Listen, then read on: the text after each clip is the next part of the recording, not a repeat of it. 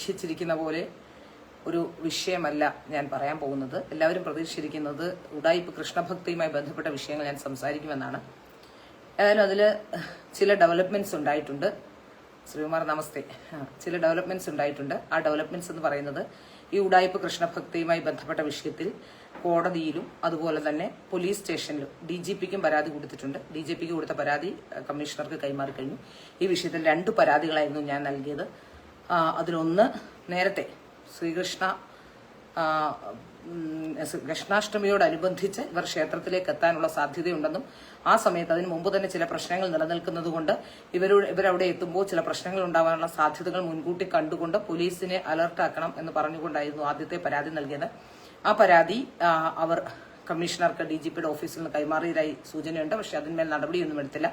രണ്ടാമത് കഴിഞ്ഞ ദിവസം അവർ ക്ഷേത്രത്തിൽ വന്ന് ബഹളമുണ്ടാക്കിയതിനെ സംബന്ധിച്ച് ഒരു പരാതിയും DGPക്ക് നൽകിയിട്ടുണ്ട്. ആ പരാതി അവിടെ നിന്നും കമ്മീഷണർക്ക് അയച്ചു എന്ന് എനിക്ക് വ്യക്തമായി സൂചനകൾ ലഭിച്ചിട്ടുണ്ട്. അവിടെ നിന്ന് മെയിൽ ലഭ്യമായിട്ടുണ്ട്. മാത്രമല്ല ഈ കേസ് കോടതിയിലേക്ക് കൂടി എത്തുന്നു. അതുകൊണ്ട് ഇനി ആ വിഷയത്തിൽ കോടതിയിൽ എത്തുന്ന ഒരു വിഷയത്തിൽ മറ്റു പ്രതികരണങ്ങൾക്ക് പ്രസക്തിയില്ല എന്നുള്ളതുകൊണ്ടാണ് കോടതിയിലേക്ക് എത്തുന്നു. മാത്രമല്ല ഇതുമായി ബന്ധപ്പെട്ട് ഞാൻ ഉന്നയിച്ച ഒരു പ്രധാന ആരോപണം ഇവർ ഏതോ മൗലികവാദ ശക്തികളുടെ പിടിയിലാണെന്ന സംശയം എനിക്കുണ്ട്. അവരുടെ ഏജന്റായോ ചട്ടുകമായോ ഒക്കെ ഇവർ പ്രവർത്തിക്കുന്നു എന്ന സംശയം കൂടിയുണ്ട്. അതുമായി ബന്ധപ്പെട്ട ചില തെളിവുകൾ ചില സൂചനകളൊക്കെ എനിക്ക് ലഭ്യമായിട്ടുണ്ട്. ആ തെളിവുകളും സൂചനകളും എല്ലാം വെച്ചുകൊണ്ട് പറ്റുന്ന കേന്ദ്ര ഏജൻസികളൊക്കെ തന്നെ ശബ്ദം കുറവാണ് അല്ലെ പറ്റുന്ന കേന്ദ്ര ഏജൻസികളുടെ ഒക്കെ അടുത്തേക്ക് ഞാൻ പരാതി അയച്ചിട്ടുണ്ട്. അതുമായി ബന്ധപ്പെട്ട കൂടുതൽ തെളിവുകളും കൈമാറാൻ തയ്യാറാണ്. ഏതായാലും എന്റെ കയ്യിലിരിക്കുന്ന തെളിവുകളെല്ലാം ഞാൻ അന്വേഷണ ഏജൻസിക്ക് കൈമാറും. അതുകൊണ്ട് എന്തൊക്കെയാണ് എന്നതിനെ സംബന്ധിച്ച് ഇപ്പോൾ ഞാൻ വെളിപ്പെടുത്തുന്നില്ല. സാധാരണഗതിയിൽ ഞാൻ നിയമത്തെ അനുസരിച്ച് ജീവിക്കുന്ന ഒരാളായതുകൊണ്ട് തന്നെ അങ്ങനത്തെ നിയമപരമായ കാര്യങ്ങൾ പുറത്തു പറയാൻ ബുദ്ധിമുട്ടുണ്ട്. അതുകൊണ്ട് ആ വിഷയങ്ങൾ ഞാനിപ്പോൾ തൽക്കാലം ബാക്കിയുള്ള കാര്യങ്ങൾ പറയുന്നില്ല. പരാതി നൽകിയിട്ടുണ്ട് എന്ന് മാത്രമാണ് പറയുന്നത്. ഇനി എനിക്ക് പറയാനുള്ളത് മറ്റൊരു വിഷയമാണ്. ഇന്ന് കേരളത്തിലെ മാധ്യമങ്ങളെല്ലാം ഒരുപോലെ അവഗണിക്കുകയോ അല്ലെങ്കിൽ അവഗണിക്കപ്പെടേണ്ടിയോ വന്ന ഒരു വാർത്തയാണ് ഇന്ന് ഹേമ കമ്മിറ്റി റിപ്പോർട്ടുമായി ബന്ധപ്പെട്ട മയക്കുമരുന്ന് ഉപയോഗവുമായി ബന്ധപ്പെട്ട് വലിയ പ്രശ്നങ്ങൾ ആ കമ്മിറ്റി റിപ്പോർട്ടിൽ ഉള്ളപ്പോൾ പോലും ആഷിക് അബുവിന്റെയും റീമ കല്ലിങ്കലിന്റെയും നേരെ ഉയർന്ന ഒരു ലഹരി പാർട്ടിയുമായി ബന്ധപ്പെട്ട് ഉയർന്ന ആരോപണങ്ങൾ.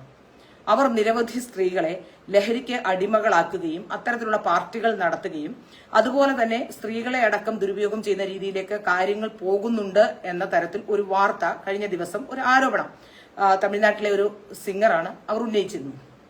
മറ്റെല്ലാ ആരോപണങ്ങളും അതായത് ആരെക്കുറിച്ച് എന്ത് ആരോപണം വന്നാലും ചർച്ച ചെയ്യുന്ന കേരളത്തിലെ മുഖ്യധാരാ മാധ്യമങ്ങൾ ആ വിഷയം കണ്ടതായി നടിച്ചിട്ടേയില്ല. ഒപ്പം അതിനു മുമ്പ് ഉയർന്ന മറ്റൊരു പ്രധാന ആരോപണം WCCയുടെ കൂടി ഭാഗമായിരിക്കുന്ന നടി രേവതിയെക്കുറിച്ചായിരുന്നു. ഒരു ട്രാൻസ്ജെൻഡർ ആണെന്ന് തോന്നുന്നു ഒരു യുവാവ് വന്നിട്ട് പറയുകയാണ് അവരുടെ ചില നഗ്നചിത്രങ്ങൾ രഞ്ജിത്ത് അയാളെ പീഡിപ്പിക്കുകയും അയാളുടെ ചില നഗ്നചിത്രങ്ങൾ എടുത്ത് രേവതിക്ക് അയച്ചു കൊടുക്കുകയും ചെയ്തു എന്ന് കൃത്യമായ കാര്യത്തോടെ അവരുടെ പേര് സഹിതമാണ് അയാൾ വന്ന് പറഞ്ഞത്. അയാൾ പരാതിയും കൊടുത്തിട്ടുണ്ട് എന്നാണ് മനസ്സിലാക്കാൻ സാധിക്കുന്നത്. ഇതൊക്കെ നിലനിൽക്കുമ്പോഴും എന്തുകൊണ്ടാണ് ഇത്തരത്തിലുള്ള വിഷയങ്ങൾ ചർച്ചയാവാതെ പോകുന്നത്? WCC എന്ന് പറയുന്ന സംഘടന ചെയ്തത് വലിയ കാര്യം തന്നെയാണ്. WCCയെ അംഗീകരിക്കാതിരിക്കുന്നില്ല ഞാൻ.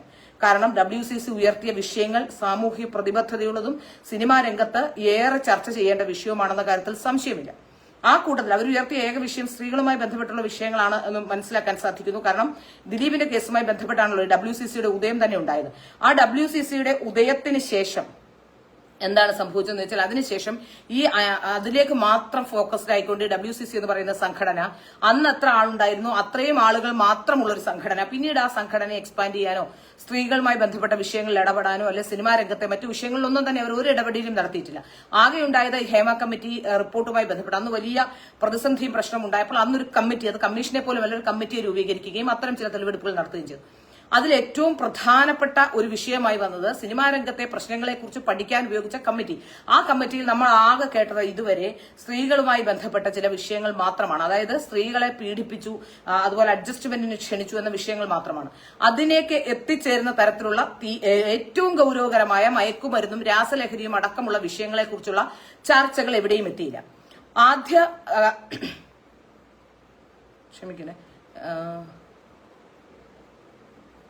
ഓക്കെ കമന്റുകളൊക്കെ വരുന്നുണ്ട്. ഞാനിത് പറഞ്ഞു തീർക്കാം. എന്നിട്ട് നാളെ നിങ്ങൾക്ക് എന്തെങ്കിലും എന്നോട് പറയാനുണ്ടെങ്കിൽ അതിനുവേണ്ടി എനിക്ക് എന്റെ ക്ലാരിഫിക്കേഷൻ എന്തെങ്കിലും വേണമെങ്കിൽ ആ തരത്തിൽ നാളെ വേണമെങ്കിൽ ഒരു ലൈവ് ഒക്കെ ഇന്നിപ്പോ ഞാനിതങ്ങ് പറഞ്ഞു തീർക്കുകയാണ്. ഏതായാലും ആദ്യഘട്ടത്തിൽ ഈ വിഷയവുമായി ബന്ധപ്പെട്ട് നമ്മൾ നോക്കുകയാണെങ്കിൽ ആദ്യഘട്ടത്തിൽ നമ്മൾ ചർച്ച ചെയ്ത ഏക വിഷയം അവിടെ നടന്ന ബലാത്സംഗവും പീഡനവും ആസ്റ്റിംഗ് കൗച്ചും അഡ്ജസ്റ്റ്മെന്റുകളെയൊക്കെ കുറിച്ച് മാത്രമാണ്. അതിനുശേഷം ഒരു തരത്തിലും അന്വേഷണം നീങ്ങിയില്ല. ഈ അന്വേഷണം നടക്കുമ്പോഴൊക്കെ തന്നെ ചില ആൾക്കാർ, പ്രത്യേകിച്ച് മട്ടാഞ്ചേരി മാഫിയ പോലുള്ള മട്ടാഞ്ചേരി മാഫിയ എന്ന് പറയുന്ന തരത്തിലുള്ള ചില ആൾക്കാർ വന്നുകൊണ്ട് ആദ്യഘട്ടത്തിൽ പ്രതിരോധം ഉയർത്തുകയും അന്ന് അമ്മ എന്ന സംഘടന തന്നെ അവരെല്ലാം കൂടി രാജിവെച്ചു പോവുകയും ചെയ്യുന്ന അവസ്ഥയെത്തി. അന്ന് പുണ്യാളന്റെ വേഷം അണിഞ്ഞുകൊണ്ട് പൃഥ്വിരാജ് രംഗത്തെത്തുകയും പൃഥ്വിരാജ് കാര്യങ്ങളെക്കുറിച്ചൊക്കെ വ്യക്തമായി പറയുകയും ചെയ്ത എന്ന് പറയുന്ന പൃഥ്വിരാജിനെതിരെ പിന്നീട് വലിയ രീതിയിലുള്ള ആരോപണം ഒരു നടി ഉയർത്തുകയുണ്ടായി. പൃഥ്വിരാജിന്റെ സെറ്റിലുണ്ടായിരുന്ന ഒരു അസോസിയേറ്റ് ഡയറക്ടർ അവരെ പീഡിപ്പിക്കുകയും അവർ അപ്പോൾ തന്നെ പൃഥ്വിരാജിനോട് അതിനുശേഷം പരാതിപ്പെട്ടപ്പോൾ പോലും അടുത്ത സിനിമയിൽ വീണ്ടും അയാൾക്ക് അവസരം കൊടുക്കുകയും ചെയ്തു എന്നും ആ സിനിമയുടെ സെറ്റിൽ വെച്ച് പറഞ്ഞു വിട്ടു എന്ന് പൃഥ്വിരാജ് പറയുന്നു. എന്തായാലും ഇത്തരം ഒരു വിഷയം പൃഥ്വിരാജ് അറിഞ്ഞിരുന്നു എന്നുള്ളത് സത്യമാണ്. അപ്പോൾ പൃഥ്വിരാജ് ഇപ്പോൾ പറയുന്നത് അയാളോട് നിയമ നടപടി നേരിടാൻ പറഞ്ഞു എന്നാണ്. സാധാരണഗതിയിൽ അങ്ങനെയല്ലല്ലോ. നമ്മൾ പ്രതിദാനം ചെയ്യുന്ന ഒരു സിനിമാ സെറ്റിൽ ഇത്രയും ഗൗരവകരമായ ഒരു വിഷയം, ആ വിഷയത്തിൽ മയക്കുമരുന്ന് കഴിപ്പിച്ചുകൊണ്ട് അവരെ ദുരുപയോഗം ചെയ്തു എന്ന ഗുരുതരമായ ആരോപണം വരുന്നു. അങ്ങനെ ഒരു ഘട്ടത്തിൽ ഈ പൃഥ്വിരാജ് അത് പുറത്തു പറയാതെ അയാളുടെ കൂടെ ഉണ്ടായിരുന്ന ആളെ സംരക്ഷിക്കുകയും അതിനുശേഷം വലിയ സ്ത്രീ സംരക്ഷകൻ ചമഞ്ഞുകൊണ്ട് മാധ്യമങ്ങൾക്ക് മുന്നിലെത്തുകയും ചെയ്യുകയായിരുന്നു. അവരുടെ ലക്ഷ്യം വലിയ വലിയ താരങ്ങളും അതുപോലെ തന്നെ അമ്മ എന്ന് പറയുന്ന സംഘടനയുമായിരുന്നു. അമ്മ എന്ന് പറയുന്ന സംഘടന പിരിച്ചുവിട്ട് അവരെല്ലാം ഇതുമായി ബന്ധപ്പെട്ടുള്ള ആൾക്കാരൊക്കെ പോയി കഴിഞ്ഞ ശേഷം ഇവരുടെ ഫോക്കസ് നേരെ ഫെഫ്കയിലേക്കായി. ഫെഫ്കയിലേക്കാകുമ്പോഴാണ് ആഷിക് അബുവിന് നേരെ ചില ആരോപണങ്ങൾ വരുന്നത്. അതിൽ ഏറ്റവും പ്രധാനപ്പെട്ട ആരോപണം ആഷിക് അബു പണം നൽകിയില്ല എന്ന് പറഞ്ഞുകൊണ്ട് ഒരാൾ വന്നു.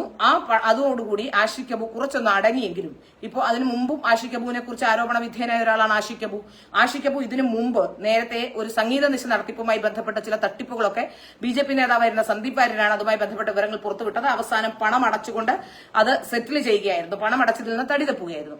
അതിനുശേഷം ഇപ്പോൾ വരുന്നത് ഏറ്റവും ഗൗരവകരമായ ഈ സാധാരണ മനുഷ്യർ പറയുന്ന, അതായത് സിനിമാ സെറ്റുകൾ ഉണ്ട് എന്ന് പറയപ്പെടുന്ന സ്ത്രീ പീഡനവും അതുപോലെ തന്നെ മയക്കുമരുന്നും രണ്ടും കൂടിയാണ്. മറ്റുള്ളവർ ചെയ്ത കാര്യങ്ങളെക്കാൾ കൂടുതൽ, മറ്റുള്ളവരെ കുറിച്ച് വരുന്ന ആരോപണങ്ങളെക്കാൾ കൂടുതൽ ഏറ്റവും ഗൗരവകരമായി ചർച്ച ചെയ്യേണ്ട ഒരു വിഷയത്തെ എന്തുകൊണ്ടാണ് കേരളത്തിലെ മുഖ്യധാരാ മാധ്യമങ്ങൾ അതിനെ ഒരു കുറ്റമായി കാണാതെ, അല്ലെങ്കിൽ അതിനെതിരെ ഒരു ചെറുവിരൽ പോലും അനക്കാതിരുന്നത്? ഇന്ന് മാതൃഭൂമി ന്യൂസിൽ അത് സംബന്ധിച്ചൊരു വാർത്ത വന്നിരുന്നു. ജനം മാത്രമാണ് ഈ വിഷയത്തിൽ ഒരു വാർത്ത നൽകിയത്. അതിനുശേഷം മാതൃഭൂമി ന്യൂസിൽ ഈ വാർത്ത വന്നിരുന്നു. വാർത്ത അല്പസമയത്തിനകം പിൻവലിക്കുകയും ചെയ്തു. അതിൽ മാധ്യമപ്രവർത്തകരടക്കം, അതായത് ഈ മട്ടാഞ്ചേരി മാഫിയ പോലുള്ള ആ സംഘടനകളിൽ ചില മാധ്യമപ്രവർത്തകരുടെ പോലും അത്തരത്തിലുള്ള ചിലരുടെ നുഴഞ്ഞുകയറ്റം പോലും ഉണ്ടെന്ന് നമുക്ക് മനസ്സിലാക്കാൻ സാധിക്കുന്നുണ്ട്. എങ്കിൽ പോലും ഇതൊക്കെ നടക്കുമ്പോഴും ആരെ സംരക്ഷിക്കാനാണ് ഇത്തരം വിഷയങ്ങൾ മാധ്യമങ്ങൾ ചർച്ച ചെയ്യാത്തത് എന്നാണ് ഞാൻ ചോദിക്കുന്നത്. കാരണം ഇതിന്റെയൊക്കെ പിന്നിൽ, അതായത് മലയാളം സിനിമ, മോഹൻലാൽ പറഞ്ഞൊരു പ്രധാനപ്പെട്ട വിഷയം നമ്മൾ ചർച്ച ചെയ്യേണ്ടതാണ്. മലയാളം സിനിമ ഇൻഡസ്ട്രിയെ നശിപ്പിക്കരുത്, അതിനെ നശിപ്പിക്കുന്ന തരത്തിലുള്ള കാര്യങ്ങളാണ് ഇപ്പോൾ നടന്നുകൊണ്ടിരിക്കുന്നത്. എല്ലാ ആരോപണങ്ങളും വരുമ്പോൾ ആരോപണങ്ങൾ നിജസ്ഥിതി അന്വേഷിക്കട്ടെ എന്നാണ് മോഹൻലാൽ അടക്കമുള്ളവർ പറയുന്നത്. പക്ഷേ ഒരു കോണിൽ നിന്ന്, പ്രത്യേകിച്ച് മട്ടാഞ്ചേരി മാഫിയയും WCC പോലുള്ള ഒരു സംഘടനയും ഒരു കോണിൽ നിന്ന് ആരോപണങ്ങൾ ഉന്നയിക്കുകയും അല്ലെങ്കിൽ അത്തരത്തിലുള്ള ഒരു ചുക്കാൻ പിടിക്കുകയും അവരെ കുറിച്ച് ആരോപണം വരുമ്പോൾ മിണ്ടാതിരിക്കുകയും ചെയ്യുകയാണ്. ഈ വിഷയവുമായി ബന്ധപ്പെട്ട് നമുക്കറിയാം, ഒരു ട്രാൻസ് വ്യക്തിയുമായി ബന്ധപ്പെട്ട ഒരു ആരോപണം വരുന്നു. ആ ആരോപണം വരുമ്പോൾ ശീതൽ സാം എന്ന് പറയുന്ന ഒരു ട്രാൻസ്ജെൻഡർ ആക്ടിവിസ്റ്റ് ഇത് നേരത്തെ അവരോട് പറഞ്ഞിട്ടുണ്ട് എന്ന് പറയുന്നുണ്ട്.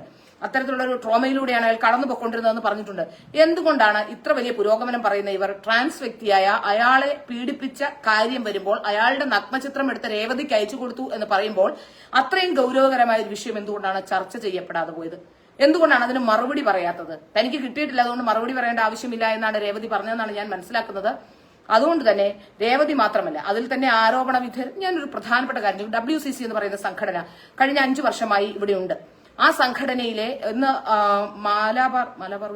ഇന്ന് ഭാഗ്യലക്ഷ്മി, മാലാപാർവതി അവരുടെ ഭാഗമാണെന്ന് തോന്നുന്നു, ഇന്ന് ഭാഗ്യലക്ഷ്മി ഇതുമായി ബന്ധപ്പെട്ട ഒരു വലിയ ആരോപണം ഉന്നയിച്ചു. ഈ WCCയിലെ അംഗങ്ങൾക്ക് പോലും അവരുടെ മുന്തിയ ഇനം എന്ന ഒരു ധാരണയുള്ള നടിമാരാണ്. കാരണം അവരെല്ലാം മിക്കവാറും നായികമാരാക്കി അഭിനയിച്ചിട്ടുള്ള നടിമാരാണ്.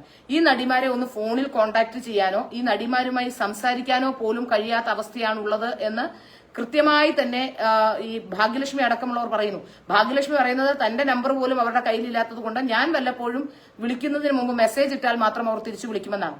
ഒരു സംഘടന എന്ന് പറയുമ്പോൾ സ്ത്രീകളുടെ പ്രശ്നങ്ങൾ ഉൾക്കൊണ്ടുകൊണ്ട് അല്ലെങ്കിൽ സ്ത്രീകളുടെ പ്രശ്നങ്ങളെ അഡ്രസ് ചെയ്തുകൊണ്ട് മുമ്പോട്ട് പോകുന്ന ഒരു സംഘടന എന്ന രീതിയിൽ അവർ ചെയ്യേണ്ട കാര്യമാണോ ഇത്? അത് മാത്രമല്ല, അവരെക്കുറിച്ച് വരുന്ന മറ്റൊരു ഗൗരവകരമായ പരാതി, WCCയിലുള്ള ഒരു നടി, ഒരു ജൂനിയർ നടിക്ക് ഒരു ദിവസം ക്യാരവാനിൽ പോയി അവർക്ക് ഈ ശുചിമുറിയുടെ കാര്യം എല്ലാവരും പറഞ്ഞ വലിയ പ്രശ്നമാണ് ഉണ്ടാക്കുന്നത്.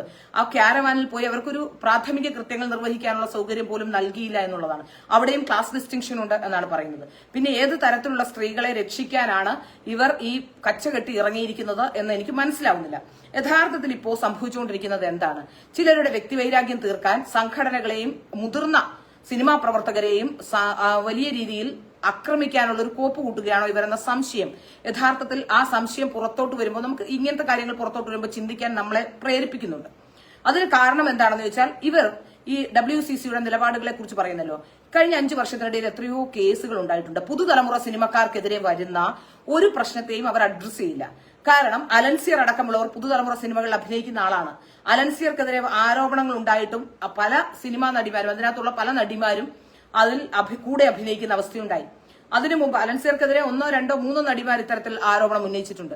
ഇനിയും അതിനു മുമ്പ് പല ആരോപണങ്ങൾ, ലിജു കൃഷ്ണ എന്ന് പറയുന്ന സംവിധായകനെതിരെ ഉയർന്ന ആരോപണം, സിനിമാ സെറ്റിലെ മയക്കുമരുന്നുകളെ കുറിച്ച് ഉയർന്ന ആരോപണം, ഇത്തരത്തിലുള്ള ആരോപണങ്ങളെ ഒന്നും തന്നെ ആ ആരോപണങ്ങളൊന്നും തന്നെ ഒരു തരത്തിലും അത്തരത്തിലുള്ള ആരോപണങ്ങളെ കുറിച്ച് ഒരു മറുപടിയും ഈ WCC എന്ന് പറയുന്ന സംഘടനയുടെ ഭാഗത്തുനിന്ന് ഉണ്ടാവുന്നില്ല. WCCക്ക് ആകെ ഞാൻ പറഞ്ഞില്ല, എനിക്ക് ആദ്യം സംശയം ഉണ്ടായിരുന്നത് ഞാൻ ആദ്യഘട്ടത്തിൽ തന്നെ, അതായത് WCCയുടെ സ്ഥാപക അംഗമായിരുന്ന മഞ്ജു വാര്യർ ഈ വിഷയവുമായി ബന്ധപ്പെട്ട മൗനം പാലിക്കുകയും അല്ലെങ്കിൽ മഞ്ജു വാര്യർ ആ വിഷയത്തിൽ വളരെ കൃത്യമായി തന്നെ തന്റെ നിലപാട് സ്വീകരിക്കാതിരിക്കുകയും ചെയ്തപ്പോൾ തന്നെ സ്ഥാപക അംഗമെന്ന രീതിയിൽ അവരെക്കുറിച്ച് ഗുരുതരമായ ആരോപണം പോലും ഉയരുന്ന സാഹചര്യം ആ ഹേമ കമ്മിറ്റിയിൽ ഉണ്ടായിട്ട് പോലും അതിന്റെ റിപ്പോർട്ടിൽ ഉണ്ടായിട്ട് പോലും ഒരക്ഷരം ഉരിയാടാതിരുന്നപ്പോൾ തന്നെ നമുക്കുണ്ടായ ഒരു സ്വാഭാവികമായ സംശയമാണ്. ഈ സംശയം ആരെയെങ്കിലും കൊടുക്കാനോ അല്ലെങ്കിൽ ദിലീപിനെതിരെ രൂപം കൊണ്ടുവന്ന സംഘടന എന്ന രീതിയിൽ മാത്രം അതിനുശേഷം മുമ്പോട്ട് കുറച്ച് അതിലുണ്ടായിരുന്ന ആൾക്കാരൊക്കെ ഒരു മാധ്യമപ്രവർത്തക അടക്കം അതിൽ വലിയ സജീവ സാന്നിധ്യമായുണ്ട്. അവരാണ് ഇവരുടെ വക്താവ് എന്ന രീതിയിൽ പല ചാനലുകളിലും വന്ന് സംസാരിക്കുന്നത്.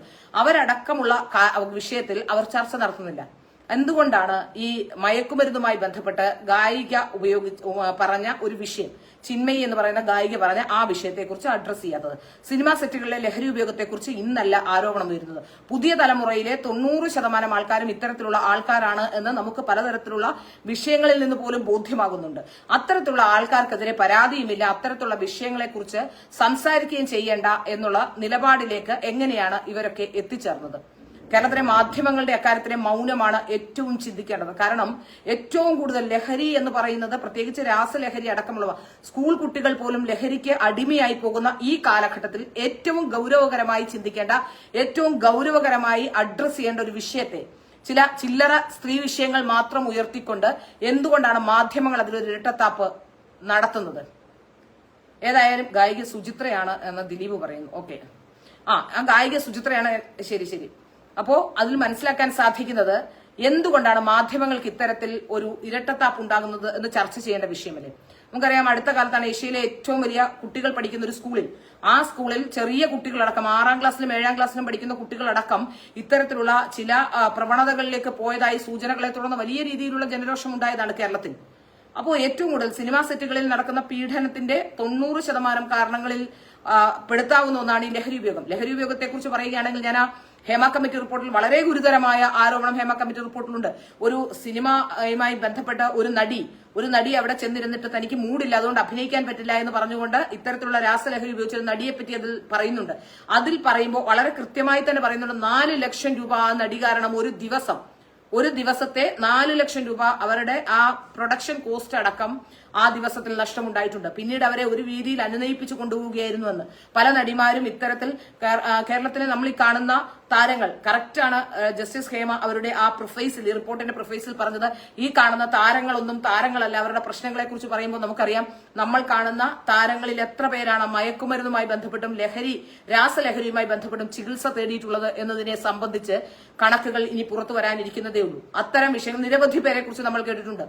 നിരവധി ചെറിയ കുട്ടികൾ, സിനിമയിലേക്ക് വന്ന ചെറിയ കുട്ടികൾ, അവർ മുതിർന്നപ്പോൾ അത്തരത്തിലുള്ള പ്രവണതകൾക്ക് കാരണമായി അത്തരത്തിലുള്ള ചിലർ ചികിത്സ പോലും തേടിയ സാഹചര്യം ഉണ്ടാകുമ്പോൾ എന്തുകൊണ്ടാണ് സിനിമാ സെറ്റിലെ ലഹരി ഉപയോഗത്തെ പറ്റി സംസാരിക്കാത്തത്?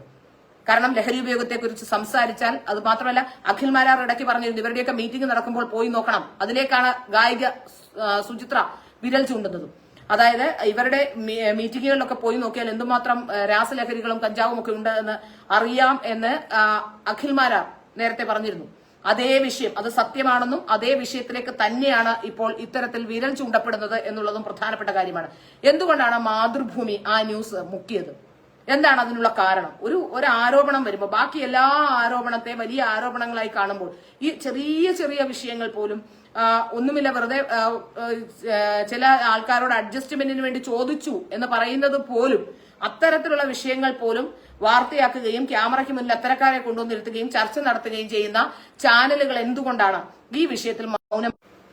റിമയുടെയും ആഷിക് അബുവിന്റെയും വിഷയങ്ങൾ കൃത്യമായി ചർച്ച ചെയ്യപ്പെടേണ്ടതല്ലേ? ആ വിഷയങ്ങൾ എന്തുകൊണ്ടാണ് ചർച്ച ചെയ്യാത്തത്? അങ്ങനെ ഒരു വിഷയം ഉണ്ടാകുമ്പോൾ ഒന്നുമില്ലെങ്കിൽ ഒരു മൊഴിയെടുക്കാനെങ്കിലും കേരളത്തിലെ പോലീസ് തയ്യാറാകേണ്ടതല്ലേ? അന്വേഷണ സംഘം അതിന് തയ്യാറാകേണ്ടതല്ലേ? ഹരിഹരൻ പ്രശ്നം സത്യമാണോ എന്ന് ആരോ ചോദിക്കുന്നു. അതെനിക്ക് അറിയില്ല കേട്ടോ. അങ്ങനെ സിനിമാ സെറ്റിലെ എല്ലാ കാര്യങ്ങളും ചോദിച്ചാൽ എനിക്കറിയില്ല. നമുക്ക് പുറത്ത് അറിയുന്ന കാര്യങ്ങൾ മാത്രമേ അറിയുകയുള്ളൂ. പ്രത്യേകിച്ച് ചാർമിളയൊക്കെ വളരെ വർഷങ്ങൾക്ക് മുമ്പ് ഫീൽഡ് വിട്ടുപോയവരാണ്. യഥാർത്ഥത്തിൽ മികച്ച നായിക നടിമാർ, ഇപ്പോഴത്തെ നായിക നടിമാരാരും തന്നെ ഇത്തരത്തിലുള്ള പരാതികളൊന്നും ഉന്നയിച്ചിട്ടില്ല. മാത്രമല്ല ഇപ്പോ പല നടിമാരും ഈ ഹേമ കമ്മിറ്റി റിപ്പോർട്ട് വന്ന ശേഷം ഇനിയിപ്പോ അവരൊക്കെ കൃത്യമായി അന്വേഷണ സംഘത്തിന് മുമ്പിൽ മൊഴിയുമായി എത്തുമോ എന്നറിയില്ല. ഏതായാലും ഇപ്പോൾ പരാതി നൽകിയിരിക്കുന്ന ജൂനിയർ ആർട്ടിസ്റ്റുകളാണ്. അവരുടെ പരാതി ശരിയാണ്. ജൂനിയർ ആർട്ടിസ്റ്റുകൾക്കായിരിക്കും മറ്റുള്ളവരെക്കാൾ കൂടുതൽ പ്രശ്നങ്ങൾ അഭിമുഖീകരിക്കേണ്ടി വരുന്നത് അത്തരത്തിലുള്ള ആൾക്കാർക്കായിരിക്കും. അതുകൊണ്ട് അത്തരത്തിലുള്ള ആൾക്കാർക്ക് ആ പ്രശ്നങ്ങൾ അഭിമുഖീകരിക്കേണ്ടി വരുന്നത് കൊണ്ട് ആ വിഷയങ്ങൾ ചെറുതാകുന്നില്ല. ആ വിഷയങ്ങളെ കുറിച്ച് ചർച്ച ചെയ്യേണ്ടത് തന്നെയാണ്. അതിൽ എതിരഭിപ്രായം എനിക്കുമില്ല. പക്ഷേ ഇവിടെ ഏറ്റവും കൂടുതൽ ചർച്ച ചെയ്യപ്പെടേണ്ട ലഹരി ഉപയോഗം അടക്കമുള്ള വിഷയങ്ങളിലേക്ക് ഫോക്കസ് വരുമ്പോൾ അതിൽ ആരോപണ വിധേയരായി ആഷിക് അബുവും റീമ കല്ലിങ്കലും ഒക്കെ നിൽക്കുമ്പോൾ, നഗ്നചിത്രങ്ങൾ അയച്ചതുമായി ബന്ധപ്പെട്ട ഒരു പുരുഷന്റെ പരാതി വരുമ്പോൾ എന്തുകൊണ്ടാണ് ആ വിഷയങ്ങൾ അഡ്രസ് ചെയ്യപ്പെടാത്തത്? പുതിയ തലമുറയിലെ സംവിധായകരും പുതിയ തലമുറയിലെ സിനിമാ സെറ്റുകളിലും നടക്കുന്ന ഒമർ ലുലുവിനെതിരെ ആരോപണം ആരെങ്കിലും ഏതെങ്കിലും പുതിയ ഈ WCCയുമായി ബന്ധപ്പെട്ട് ഉന്നയിച്ചു കണ്ടോ? കാരണം അയാൾ MDMA പോലുള്ള രാസലഹരിയൊക്കെ പ്രൈസ് ചെയ്യുന്ന സിനിമ എടുത്ത ആളാണ്. അതുകൊണ്ട് അവരെ പറയാൻ കഴിയില്ല. അപ്പോൾ എനിക്ക് മനസ്സിലാക്കാൻ സാധിക്കുന്ന അത്തരം ഒരു മാഫിയയാണ് ഇപ്പോൾ ശരിക്കും പറഞ്ഞ പവർ ഗ്രൂപ്പ് ആരാണെന്നതിനെ സംബന്ധിച്ച് ഇനി ചിന്തിക്കണം. കാരണം ഇവർക്കെതിരെയൊക്കെ വാർത്ത വരുമ്പോൾ അത് പുറത്തു വരാതിരിക്കുകയും മറ്റ് പഴയ തലമുറയിലെ സിനിമാക്കാർക്കെതിരെ ആരോപണങ്ങൾ വരുമ്പോൾ അത് വലിയ രീതിയിൽ ചർച്ചയാവുകയും ചെയ്യുമ്പോൾ സിനിമയിലെ പവർ ഗ്രൂപ്പ് ആരാണെന്ന് സംബന്ധിച്ചതിനെ പറ്റി നമ്മൾ ഈ പണ്ട് തിരുവനന്തപുരത്തെ സിനിമാ കമ്പനിക്കാരെയൊക്കെ നമ്മൾ തിരുവനന്തപുരത്തുണ്ടായിരുന്നൊരു കുറച്ച് കൂട്ടമുണ്ട് പഴയ സിനിമാക്കാര്. ആ സിനിമാക്കാരെയൊക്കെ പവർ ഗ്രൂപ്പിലെ അംഗങ്ങളായി എല്ലാവരും മനസ്സിലൊക്കെ കരുതി പവർ ഗ്രൂപ്പുകാരെയൊക്കെ വെച്ചിരിക്കുക. പക്ഷെ പവർ ഗ്രൂപ്പ് ആരാണെന്നതിനെ സംബന്ധിച്ച് ഇപ്പോഴാണ് യഥാർത്ഥത്തിലുള്ള ഒരു പവർ ഗ്രൂപ്പിനെ സംബന്ധിച്ച് ഒരു തോട്ട് പ്രോസസ്സെങ്കിലും ഉണ്ടാകുന്നത്. ഇത്രയും പവർ ഇല്ലെങ്കിൽ എങ്ങനെയാണ് കേരളത്തിലെ മാധ്യമങ്ങളെ ഒന്നടങ്കം മാധ്യമങ്ങളെ ആ മുഴുവൻ മാധ്യമങ്ങളും ഈ വിഷയം ചർച്ച ചെയ്യാതാക്കുകയും ക്ഷമിക്കണം, മാധ്യമങ്ങൾ ഒന്നടങ്കം ഈ വിഷയം ചർച്ചയാക്കാതിരിക്കുകയും ഈ വിഷയങ്ങൾ ഒന്നും തന്നെ വാർത്ത നൽകിയവർ പിൻവലിക്കുകയും ചെയ്യുമ്പോൾ ആരാണ് ഇതിൽ പവർ ഗ്രൂപ്പ്? അതും ഇത്രയും സെൻസിറ്റീവായി നിൽക്കുന്ന ഈ സമയത്ത്. അപ്പോൾ ആരാണ് പവർ ഗ്രൂപ്പ്? ആരാണ് ഈ അമ്മ പോലുള്ള സംഘടനകളെയും അതുപോലെ തന്നെ ഈ ഫെഫ്ക പോലുള്ള സംഘടനകളെയും ഒക്കെ കാലാകാലങ്ങളിലെ വൈരാഗ്യമൊക്കെ വെച്ചുകൊണ്ട് തകർക്കാനുള്ള ശ്രമമാണോ എന്ന് സംശയം പോലും ജനങ്ങൾക്ക് ഈ ഘട്ടത്തിൽ ഉണ്ടാകുന്നുണ്ട്. അല്ലെങ്കിൽ വളരെ കൃത്യമായി തന്നെ ഈ വിഷയവുമായി ബന്ധപ്പെട്ട് അങ്ങനെ ഒരു പാർട്ടി നടന്നിട്ടില്ല, അങ്ങനെ ആരെയും ദുരുപയോഗം ചെയ്തിട്ടില്ല, അങ്ങനെ ഒരു പ്രശ്നം ഉണ്ടായിട്ടില്ല എന്ന് റിമയും ആഷിക്കും വന്ന് മനുഷ്യരുടെ മുന്നിൽ പറയേണ്ടതാണ്. ഇല്ലെങ്കിൽ തീർച്ചയായും നമുക്ക് സംശയം ഉണ്ടാകുന്ന കാര്യം അതുതന്നെയാണ്. ഈ സംഘടനകളെ ഇല്ലാതാക്കാൻ, അല്ലെങ്കിൽ നമുക്കറിയാം ചില ആൾക്കാർക്ക് അങ്ങനെ ഒരു പ്രശ്നമുണ്ട്, ഇത്തരത്തിലുള്ള സിൻഡ്രോം ഉള്ള ചില ആൾക്കാരെ കാണും. അവർക്ക് ജീവിതകാലം മുഴുവൻ ആരോടെങ്കിലും ഒക്കെ വൈരാഗ്യം ഉണ്ടാവും. അതിനൊരു കാരണം പോലും വേണ്ട. ചിലപ്പോൾ ഒരു പക്ഷേ നമ്മളൊക്കെ കാണുന്നതാണ്, ചിലപ്പോൾ നല്ല ഫാമിലിയിൽപ്പെട്ട ആൾക്കാർ, നന്നായി സംസാരിക്കുന്ന ആൾക്കാർ, അങ്ങനെ ഒന്നും ഉണ്ടാവില്ല, വളരെ സ്നേഹം നടിക്കുകയും എന്നാൽ ഈ സ്നേഹം ആണെന്ന് വിചാരിക്കുകയും നമ്മൾ ചെയ്യുമ്പോൾ അവരുടെ ഉള്ളിന്റെ ഉള്ളിൽ ഏതെങ്കിലും ഒരു വൈരാഗ്യമോ എന്തെങ്കിലും ഒരു പ്രശ്നമോ കാണും. അത് ഏതെങ്കിലും ഘട്ടത്തിലൊക്കെ ഇവർ വിനിയോഗിക്കും. അത്തരത്തിലുള്ള ഏതെങ്കിലും തരത്തിലുള്ള ദേഷ്യമോ വൈരാഗ്യമോ ഒക്കെയാണോ ഇവർ തീർക്കുന്നത് എന്ന സംശയം ഉണ്ടാകുന്നു. യഥാർത്ഥത്തിൽ ഇങ്ങനെ വ്യക്തികളെ ടാർഗറ്റ് ചെയ്തുകൊണ്ട് ചില വ്യക്തികളിലേക്ക് മാത്രം അന്വേഷണം പോകുമ്പോൾ കേരളത്തിലെ സിനിമാ മേഖലയിലെ യഥാർത്ഥ വിഷയങ്ങൾ, സ്ത്രീകൾ അനുഭവിക്കുന്ന പ്രശ്നങ്ങൾ, യഥാർത്ഥ പ്രശ്നങ്ങളുടെ സൊല്യൂഷൻസ്, ഇതൊക്കെയാണ് ഇല്ലാതായി പോകുന്നത്. അതിനെക്കുറിച്ച് മാധ്യമങ്ങൾ ചിന്തിക്കണം. മാധ്യമങ്ങളുടെ യഥാർത്ഥ ലക്ഷ്യം സ്ത്രീ സുരക്ഷയാണെങ്കിൽ അതിൽ ഈ മദ്യവും മയക്കുമരുന്നും അടക്കമുള്ള രാസലഹരികളും പെടും എന്ന കാര്യത്തിൽ സംശയമില്ല. കാരണം കേരളത്തിലെ സ്ത്രീകളെ പുരോഗമനത്തിന്റെ ആദ്യപടിയായി കാണിപ്പിച്ചു വെച്ചിരിക്കുന്നത് അല്ലെങ്കിൽ പഠിപ്പിച്ചു വെച്ചിരിക്കുന്നത് ഈ കള്ളുകുടിയും സിഗരറ്റ് വലിയും കഞ്ചാവ് വലിക്കലും ഒക്കെയാണ്. അത് ഇടതു പുരോഗമന പ്രസ്ഥാനങ്ങൾക്ക് അതിൽ വലിയ പങ്കുണ്ട്. ഇടതു പുരോഗമന പ്രസ്ഥാനക്കാരാണ് ഇത്തരത്തിൽ സ്ത്രീകളെ ഈ കള്ളു കുടിക്കുകയും കഞ്ചാവടിക്കുകയും ആണുങ്ങളുടെ തൊഴിൽ കയറിയെന്ന് സംസാരിക്കുകയും തെറി പറയുകയും അല്ലെങ്കിൽ ഇത്തരത്തിലുള്ളവരാണ് സ്ത്രീകളെന്ന് അല്ലെങ്കിൽ അതാണ് പുരോഗമനത്തിന്റെ ആദ്യ പടിയെന്ന് കാണിച്ചു കൊടുത്തിട്ടുള്ളത്. രാസലഹരി അടക്കം ഉള്ള വിഷയങ്ങൾ വരുമ്പോൾ അതിൽ പുരോഗമന പ്രസ്ഥാനങ്ങളുടെ പങ്ക് ഒഴിച്ചുകൂടാനാവാത്തതാണ്. അതുകൊണ്ട് തന്നെയാണോ ഇത്തരത്തിലുള്ള പ്രശ്നങ്ങൾ ഉണ്ടാകുമ്പോൾ ഇവർക്ക് സംസാരിക്കാൻ കഴിയാതെ വരുന്നത് എന്നാണ് മനസ്സിലാക്കാൻ എന്ന ഒരു ചോദ്യമാണ് ഞാൻ ഉന്നയിക്കുന്നത്. ഏതായാലും ഞാനിപ്പോ പറയുന്നത്, ഞാൻ പുരുഷ വിദ്വേഷിയുമല്ല സ്ത്രീ വിദ്വേഷിയുമല്ല, പുരുഷനെയും സ്ത്രീയെയും സ്നേഹിക്കുന്ന ആളാണ്. അതുകൊണ്ടാണ് ഞാൻ പറയുന്നത്, ഒരു നിയമവും നീതിയും പുലരേണ്ടത് എല്ലാവർക്കും ഒരുപോലെയാകണം. ചിലർക്ക് മാത്രം ഒരു നീതി, ചിലർക്ക് മറ്റൊരു നീതി എന്നതിനെ അംഗീകരിക്കാൻ കഴിയില്ല. പുരുഷൻ തെറ്റ് ചെയ്താലും സ്ത്രീ തെറ്റ് ചെയ്താലും അതിന് ഒരേ തരത്തിലുള്ള ശിക്ഷാവിധികളാണ് ഉള്ളത്. ആ ശിക്ഷാവിധികൾ അനുസരിച്ച് മുമ്പോട്ട് പോകണം.